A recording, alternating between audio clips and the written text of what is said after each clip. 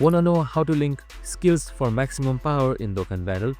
Linking skills can literally make or break your team. So this is how you level up and level them up fast and get maximum power. Each character has unique link skills that boost stats when paired with compatible units, like Saiyan, Warrior Race, or Kamehameha. To upgrade them, take your team into low stamina stages or story events and keep fighting with the same units. The more battles they share, the faster their link levels grow. You'll see tiny notifications saying link skill level up after each fight. Also, using auto mode helps you grind Polychit.